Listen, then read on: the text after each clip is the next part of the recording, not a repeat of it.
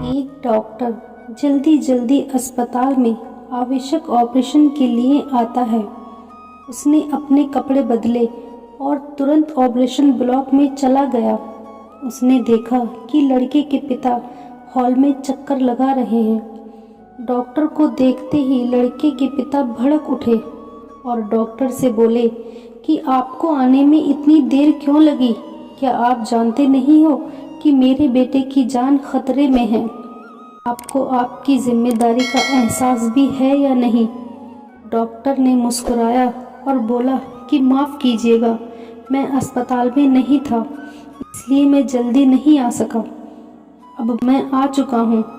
अब मैं चाहूँगा कि आप शांत हो जाइए ताकि मैं अपना काम शुरू कर सकूँ।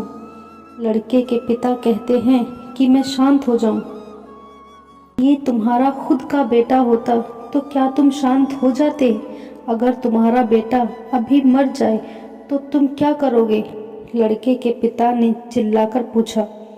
डॉक्टर फिर मुस्कुराए और बोले कि मैं वही करूँगा जो बाइबल में लिखा हुआ है।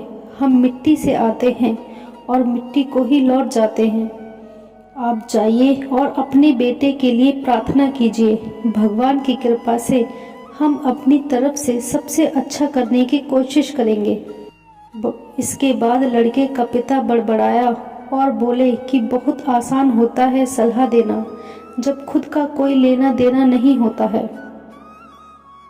कुछ घंटों के बाद ऑपरेशन के बाद डॉक्टर खुश हुआ और ऑपरेशन थिएटर से बाहर निकला और बोले कि शुक्र है आपका बेटा बच गया। और बिना पिता के कुछ कहने का इंतज़ार किए ही डॉक्टर वहाँ से बाहर चले गए। अगर आपको कुछ सवाल पूछना है तो नर्स से पूछ लीजिएगा।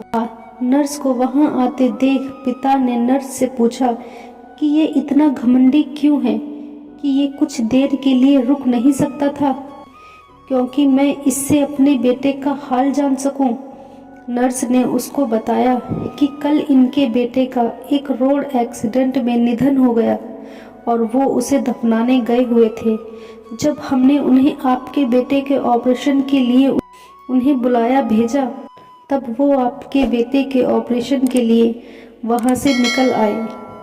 दोस्तों, इस कहानी में हमें यह सीखने को मिलता है कि हर परिस्थिति में शांत रहें ताकि आप अपने लिए बेहतर निर्णय ले सकें, चाहे वो जिंदगी में हो या आपके व्यवसाय में हो।